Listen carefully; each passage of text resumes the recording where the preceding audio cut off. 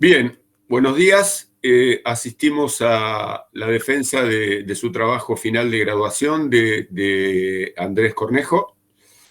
El título de su trabajo, de su tesina, es Alternativas para suministrar alimentos en engordes a corral, diario y autoconsumo. Su tutor fue el doctor Gustavo Casaro, su directora, la doctora Patricia Alvarado, y el evaluador, el ingeniero Roberto Rubio. Así que Bueno, bueno, adelante, suerte y podés bueno, comenzar tu presentación.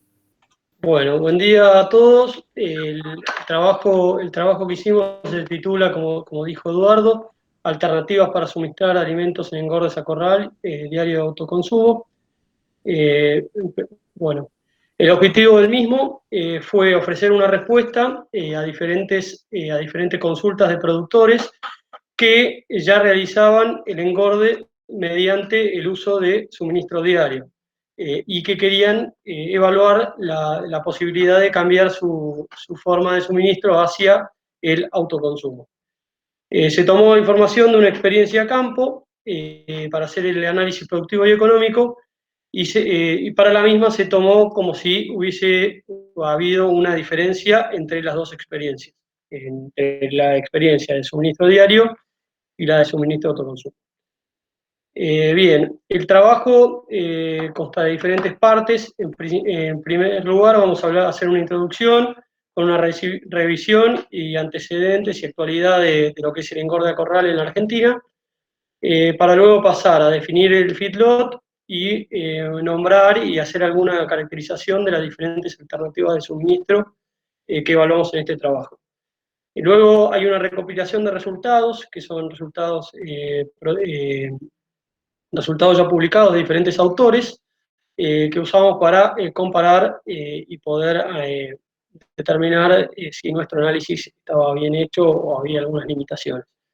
Luego transcribimos el caso, digamos que sería qué es lo que hicimos nosotros en la experiencia del caso de producción animal, para luego llevar una discusión y dar las diferentes conclusiones del trabajo.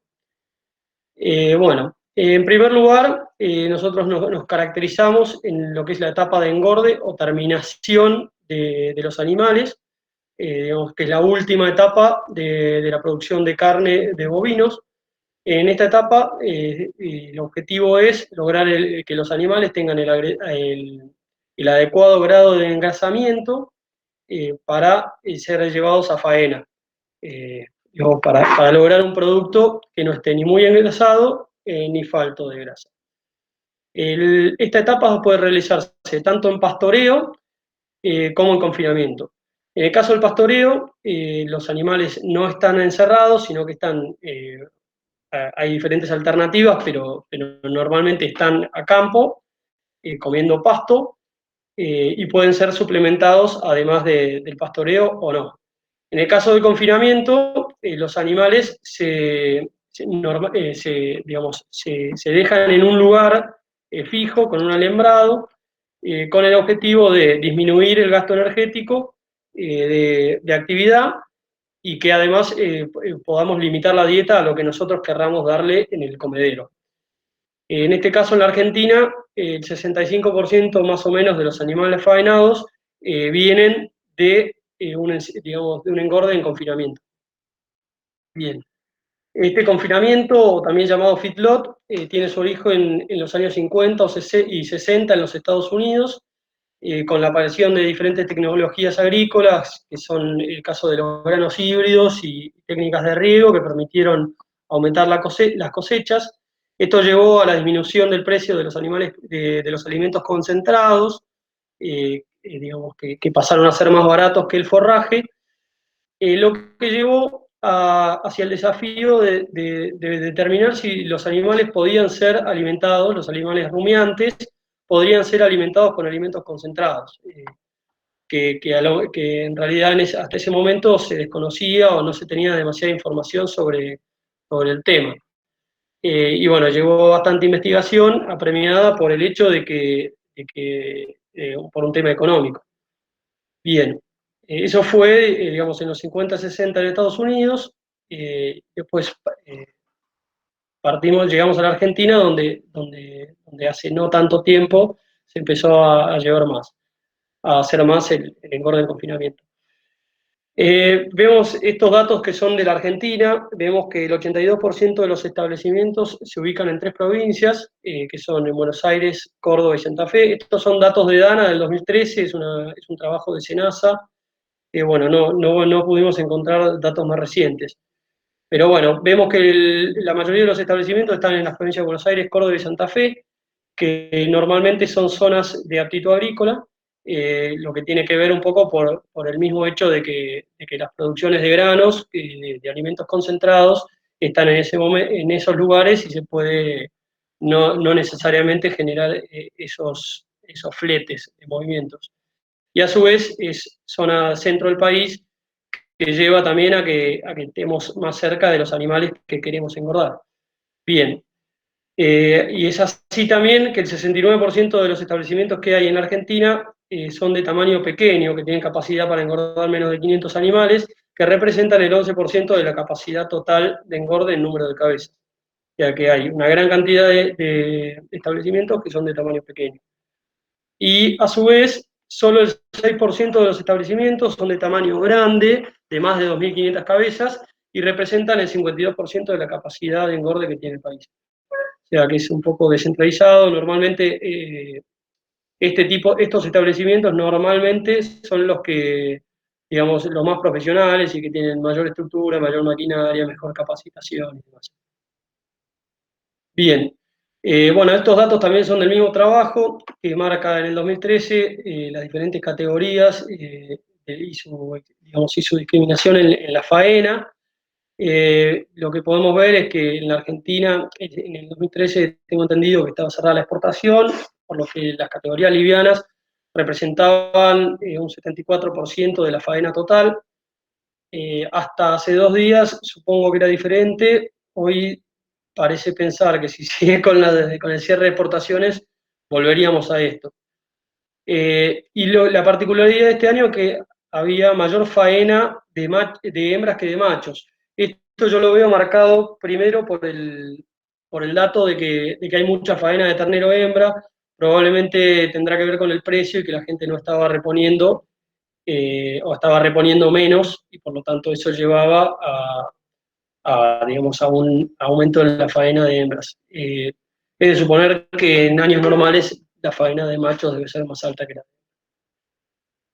bien, esto nos lleva, digamos, a seguir con el hecho de definir primero lo que es el feedlot para hacer digamos, diferencias en las 2 alternativas de suministro que analizamos en este trabajo. Bien, se define como feedlot, esto es una definición de Aníbal por Domingo, como un área confinada con las comodidades adecuadas para la alimentación completa con propósitos productivos de los animales. Esto, yo remarqué el tema de las comodidades adecuadas porque me parece importante que hoy en día hablemos de las mayores comodidades para los animales, digamos, por una cuestión ética, que si bien son animales que se engordan para faena, el tema del bienestar animal pasa a ser cada vez más importante, y por comodidades adecuadas hablamos de sombra, de agua fresca, en lo posible del piso de los corrales, que no haya mucho barro, anegamiento, buen acceso a comederos, podría ser también aspersión de agua en verano para limitar los problemas de estrés térmico y demás. Que además todas esas cosas llevan a un mejor resultado productivo, más allá del tema ético, de que los animales pasen de la mejor manera lo que es el último tiempo y digamos el proceso de engorde. Esta definición incluye los lugares que están hechos en el establecimiento para el acopio y procesado y distribución de los alimentos, que sería, los feedlots grandes son, digamos, lo que se llama patio de comidas, o las diferentes celdas en donde se procesa el alimento y se mezcla y demás. Bueno, esta foto es una foto aérea de un feedlot grande, en donde se ve la calle de distribución, diferentes corrales, con una calle de distribución que pareciera prolija, con los diferentes comederos en el centro, y calles secundarias que probablemente sean para el movimiento de animales. Bien, una vez definido el feedlot, vamos a ver las 2 alternativas de suministro de alimentos que analizamos en este trabajo. Estas son, bueno, el suministro diario y el suministro autoconsumo. Sus principales diferencias es el hecho de que en el caso del suministro diario el alimento se reparte a diario, dependiendo del sistema, entre 1, 2 y hasta 3 veces por día, mientras que en el suministro autoconsumo el alimento se suministra, se reparte una vez por semana.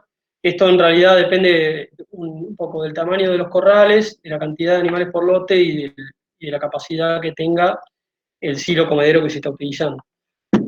Bien, el caso del suministro diario necesitamos tener maquinaria, un tractor grande y un mixer todos los días para preparar el alimento todos los días y repartirlo en 2 oportunidades. Mientras que en el caso del suministro autoconsumo, esa maquinaria puede estar compartiendo tareas. Digamos, por ahí en el caso de productores no tan grandes, no es necesario que tengan el tractor y el mixer disponibles todos los días para las mismas tareas, sino que al llenar una vez por semana, con tener una vez por semana el tractor libre o disponible, digamos, se puede trabajar. El suministro diario lleva una mayor ocupación de personal, que en realidad está traducido en mayor cantidad de horas del personal trabajando en el engorde, mientras que el suministro autoconsumo utiliza menos personal. El suministro diario es más sensible a cambios por una cuestión de que, por diferentes problemas que pueden surgir, el alimento se tiene que repartir 2 veces por día y lo ideal es que los animales coman siempre a la misma hora, por lo que tiende a ser más estructurado, mientras que el suministro autoconsumo es más resistente a este tipo de problemas y normalmente, si bien el comedero nunca se tiene que vaciar, uno puede evaluar si va a poder llenarlo a tiempo o si puede hacerlo antes y demás, y así digamos, evitar que el comedero se vacíe, lo que lleva a evitar disturbios digestivos que llevarían a un peor resultado del engorde. En el caso del suministro diario, tiene como virtud que puede utilizarse prácticamente cualquier ingrediente de las dietas formuladas, digamos, y que es una de las limitantes del autoconsumo, en las cuales solo se pueden utilizar alimentos concentrados y una pequeña cantidad de alimentos fibrosos, por una cuestión de que por la estructura misma del silo, no caen desde la parte, el alimento no baja de la parte digamos, donde se contiene a los comederos, si es demasiado fibroso, como es en el caso del silo o el heno. Bien, acá vemos de nuevo la estructura de comederos lineales, y en este caso el silo autoconsumo, digamos, silo típico de los que se utilizan para este tipo de engorde. Acá volvemos a ver, son imágenes diferentes, todas que son de Patricia, estas imágenes, ella me lo mandó, me las envió, donde vemos diferentes tipos de comederos lineales, en los cuales este es un probablemente con mayor inversión, mayor estructura, un comedero de hormigón, que probablemente va a durar más años. Esto parecieran engordes que pueden ser temporarios en esos lugares, con comederos de lona, comederos de plástico, que no por ello tienen que tener menores resultados que el comedero con mayor estructura, digamos, de hormigón. Bueno, acá vemos el silo autoconsumo. Este es un silo típico en el cual vemos primero que tiene unos patines debajo, que es para moverlos, que es otra de las virtudes del comedero autoconsumo, o digamos, del uso de este tipo de comederos, que podés ponerlo en diferentes lugares según si haya problemas o de anegamiento, o de problemas de agua, o problemas de poca sombra en el lugar, se pueden ir moviendo, siempre vacíos. Después tiene la zona de comedero con sus respectivas tapas, que pueden o no estar. La zona de recepción del alimento, que el alimento baja de esta parte hacia acá automáticamente, como se ve en esta segunda imagen, hay un cono metálico que permite la bajada del alimento. Y bueno, y después está tapado con un techo por el tema para protegerlo del agua, y una tapa de carga superior por donde se mete el alimento mediante un sinfín. Bien, digamos, con esto terminaríamos lo que es la parte de revisión y demás. Si bien en el trabajo había algunos datos más, me pareció que esto era lo más importante en la presentación de este trabajo. Bien, acá llegamos finalmente a lo que es los resultados. Estos son todos resultados dados por, digamos, en diferentes trabajos de investigación que están citados acá abajo, en diferentes países. Lo que vemos es que en la mayoría de los trabajos los resultados de aumento diario de peso vivo fueron muy similares, salvo en 2 trabajos, que hubo diferencias de 200 gramos, pero en general la conversión alimenticia, que sería la cantidad de kilogramos de materia seca de alimento que se necesitan para producir 1 kilogramo de carne de novillo, en general no hay demasiadas diferencias. Bueno, eso por ahí, todo para contrastarlo un poco con el trabajo que hicimos nosotros, en los cuales sí tuvimos diferencias en el aumento diario y en la conversión. Por lo menos, en realidad, con las limitantes del caso, supusimos que teníamos diferencias, porque no estaba hecho el trabajo para generar un análisis estadístico que nos pudiera dar ese resultado. Bien, como ya dijimos, esto fue un estudio de caso en producción animal, y tomamos como un supuesto que la información generada de la experiencia a campo de ganancia de peso y conversión fueron diferentes entre los sistemas de alimentos, aunque tiene ciertas limitaciones estos datos. Y la pregunta que nos hicimos es si la diferencia entre esta diferencia productiva que nosotros veíamos a simple vista podía ser compensada por la diferencia en los costos de suministro de alimento, que es una de las virtudes que tiene el suministro de autoconsumo, que no solo ocupa menos tiempo, sino, digamos, en menos tiempo de personal, menos tiempo de maquinaria, y por lo tanto esto redunda en menos costos. Bien, el caso fueron 205 novillos de 354 kilogramos de promedio, cuales habían sido recriados a campo, en un campo que estaba más o menos a 200 kilómetros del feedlot. Estos animales se encerraron, se realizó el plan sanitario, que en realidad constaba de refuerzo de la vacuna de clostridiales y neumonía, ya que tenían dosis anteriores, y una desparasitación con ivermectina antes de entrar al corral. Una vez que se hizo ese trabajo, se separó. Los 103 primeros novillos que pasaron fueron hacia el comedero autoconsumo, digamos, al lote que iba al comedero autoconsumo, y los segundos 102 hacia el de suministro diario. Una vez llegados al feedlot, fueron ubicados en corrales contiguos de 3.000 metros, de 50 de frente por 60. Lo que es importante, en el feedlot ya se realizaba el suministro diario, por lo que los corrales estaban preparados para ello, y la adaptación la dieta de acostumbramiento se realizó en los comederos que ya tenían los corrales. La única diferencia, que bueno, el corral de suministro autoconsumo se ubicaron 2 comederos de los ya vistos, de los silocomederos. Se realizó una dieta de acostumbramiento durante 17 días para evitar disturbios alimenticios, una dieta en la cual progresivamente se fue aumentando el alimento concentrado, y a partir del día 18, en el lote de suministro autoconsumo, se llenaron los 2 silos comederos y se colocó una pastera de alimento de heno, que bueno, el objetivo era para que los animales tengan suministro ad libitum de heno. Bueno, esta es la dieta de acostumbramiento, que es una dieta típica en la cual progresivamente se van aumentando los alimentos concentrados y bajando el porcentaje del alimento fibroso, que sería en este caso el rastrojo de trigo, puede ser siglo o algún otro. Bien, y esta es la dieta, la composición de la dieta, cómo quedó en las diferentes dietas. Vemos que en el suministro de autoconsumo la dieta tendería a ser un poquito menos concentrada, porque no solo fue el autoconsumo el concentrado, sino que también el alimento balanceado, el alimento fibroso, el heno de paja de trigo, también fue ad libitum, y que hubo mayor consumo por parte de los animales. Bien, estos son datos de los diferentes, del valor nutricional de los alimentos utilizados. En general son datos extraídos de la bibliografía, porque no se tenía análisis de los alimentos que se habían usado en la experiencia. Y en base a esto hicimos un cálculo de la energía metabolizable que tenía la dieta que estaban utilizando, que estaban comiendo los novillos de la experiencia. Bien, esto nos lleva a estos datos que nos dio el que pudimos sacar del trabajo, los cuales vemos algunas diferencias en algunos datos. Por ejemplo, los del suministro autoconsumo ganaron más kilos, pero al ser el más tiempo, llevó a un menor aumento diario de peso vivo, hubo mayor alimentación digamos, con lo que sería el rollo o el heno. En realidad pudimos, esto se digamos, lo que es el suministro de heno se tomó a partir de todo el heno que se había suministrado y se le restó lo que quedó en el fondo.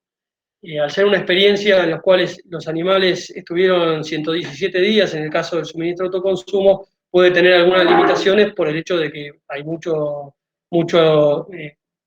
heno que se ha desperdiciado, ya sea por los mismos animales que los pisotean y demás, y en realidad parte se puede haber podrido también, con lo que hay un cierto sesgo en este análisis, probablemente. Bueno, obviamente también el concentrado fue un poco más alto, el hecho del suministro de concentrado en el caso del suministro de autoconsumo, a más días de encierre, mayor cantidad de suministro, y suministro total de alimentos lo mismo.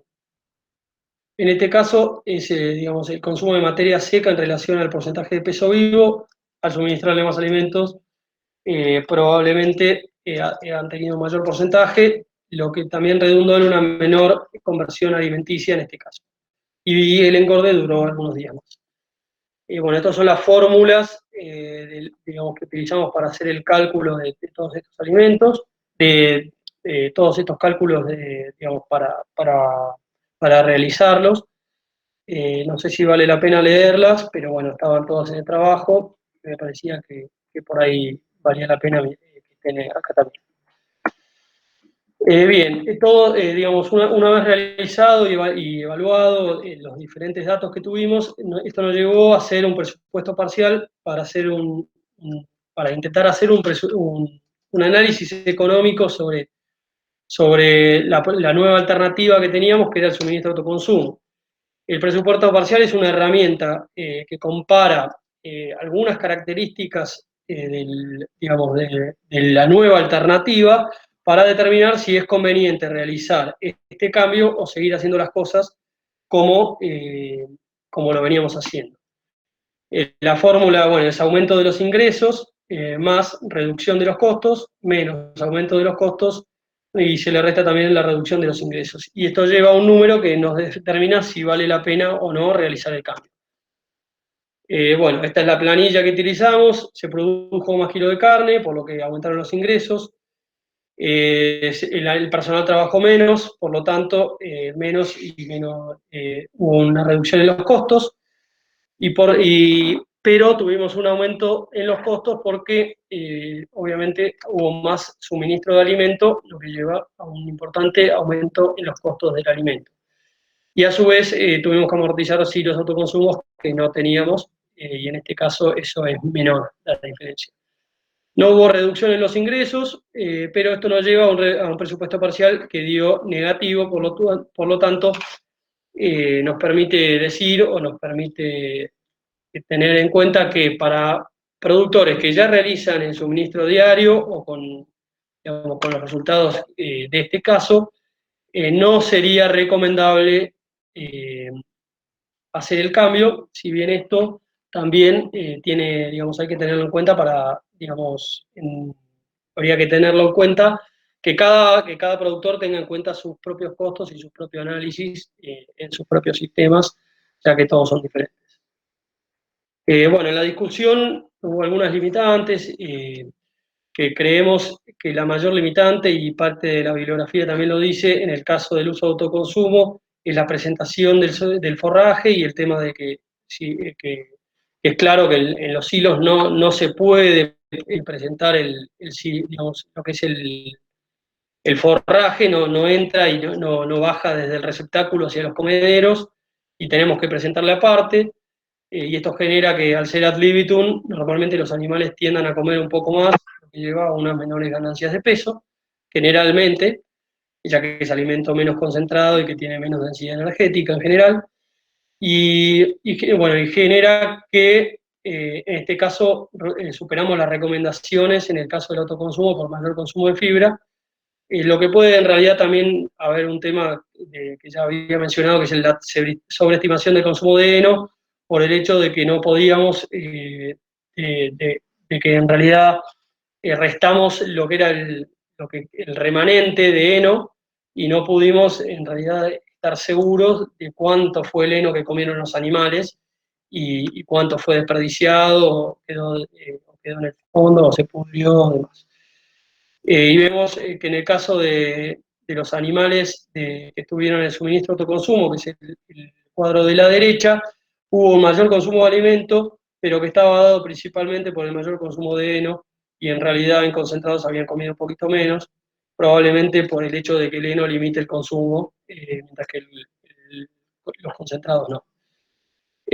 Probablemente hubo una sustitución de concentrado por heno. Y después, bueno, tuvimos en realidad tuvimos algunas diferencias en los requerimientos de energía metabólica y digamos, en la concentración de las dietas, probablemente por una sobreestimación del consumo de heno o de la energía metabólica de la dieta, que bueno, que eran datos de la bibliografía y por ahí no teníamos el dato real de lo que habían consumido en los animales de nuestro trabajo.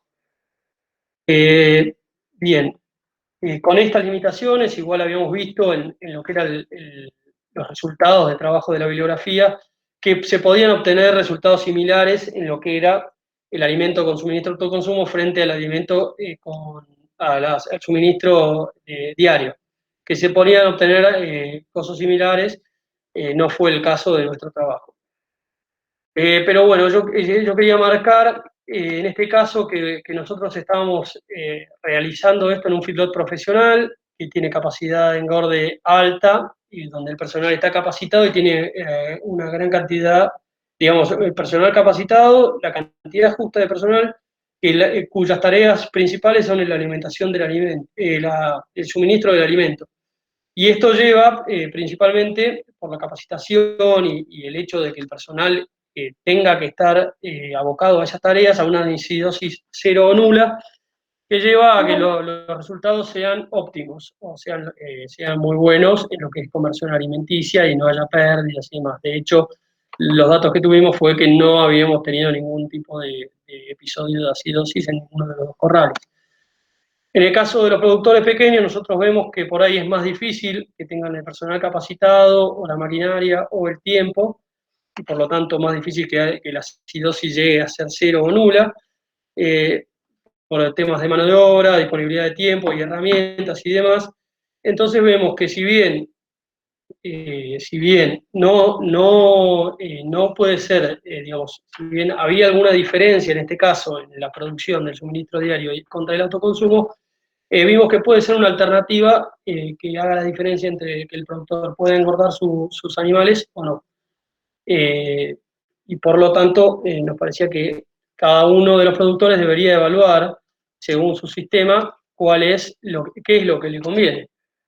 Que bueno, que es parte de las conclusiones con las que queremos terminar el trabajo, digamos, la presentación. En general, los productores que tienen buena infraestructura, gente capacitada y destinada y que ya, digamos, está entrenada para realizar ciertas tareas, no parece recomendable el cambio del suministro, del método de suministro diario hacia el suministro autoconsumo.